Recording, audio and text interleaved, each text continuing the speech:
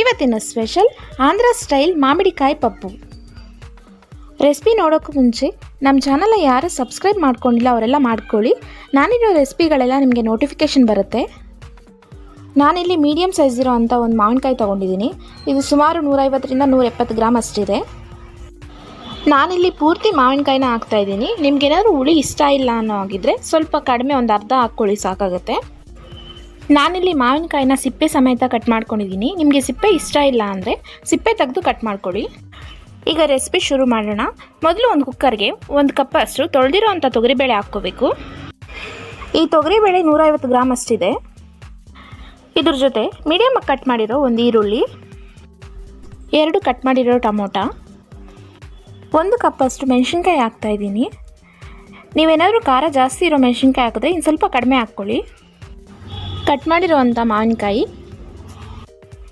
10ರಿಂದ 12 ಬೆಳ್ಳುಳ್ಳಿ, ಸ್ವಲ್ಪ ನಾಟಿ ಕೊತ್ತಂಬರಿ ಸೊಪ್ಪು, 1/4 ಟೀ ಸ್ಪೂನ್ ಅರಿಶಿನ,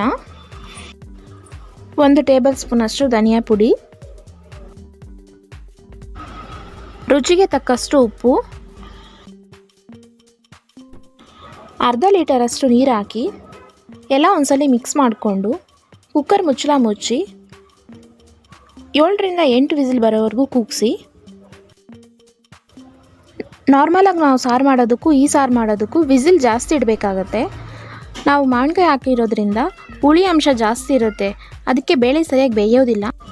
ಅದಕ್ಕೆ ಸ್ವಲ್ಪ ವಿಸಿಲ್ ಜಾಸ್ತಿ ಕೂಗಿಸಿ.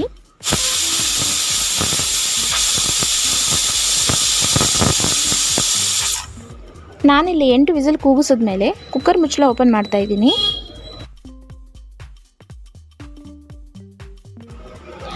ಬೇಳೆ ಕರೆಕ್ಟಾಗಿ ಬೆಂದಿದೆ.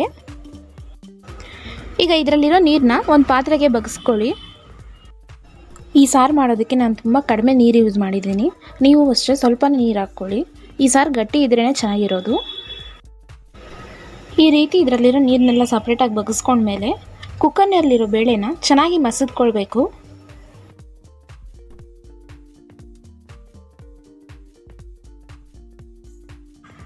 ಈ ರೀತಿ ಚೆನ್ನಾಗಿ ಮಸದ್ಕೊಂಡ್ಮೇಲೆ ನಾವು ಪಕ್ಕಕ್ಕೆ ತೆಗೆದಿಟ್ಟಿರೋ ನೀರನ್ನ ಹಾಕ್ಕೋಬೇಕು.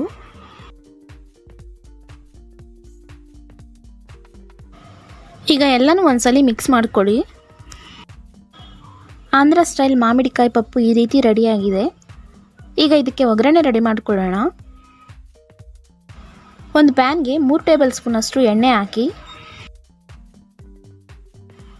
ಎಣ್ಣೆ ಬಿಸಿ ಆದಮೇಲೆ 1/4 ಟೀ ಸ್ಪೂನ್ ಸಾಸಿವೆ, 1/4 ಟೀ ಸ್ಪೂನ್ ಜೀರಿಗೆ, ಜಜ್ಜಿರೋ ಅಂಥ 5ರಿಂದ 6 ಬೆಳ್ಳುಳ್ಳಿ, 3ರಿಂದ 4 ಒಣಮೆಣಸಿನ್ಕಾಯಿ, 1 ಚಿಕ್ಕ ಈರುಳ್ಳಿ ಕಟ್ ಮಾಡಿರೋದು, ಸ್ವಲ್ಪ ಕರಿಬೇವು ಹಾಕಿ ಎಲ್ಲನೂ ಚೆನ್ನಾಗಿ ಫ್ರೈ ಮಾಡ್ಕೊಳ್ಳಿ. 2ರಿಂದ 3 ನಿಮಿಷ ಈರುಳ್ಳಿ ಚೆನ್ನಾಗಿ ಫ್ರೈ ಮಾಡ್ಕೊಂಡ್ಮೇಲೆ ಈ ಒಗ್ಗರಣೆನ ನಾವು ಮಾಡಿಟ್ಕೊಂಡಿರೋಂಥ ಸಾರಿಗೆ ಮಿಕ್ಸ್ ಮಾಡ್ಕೋಬೇಕು.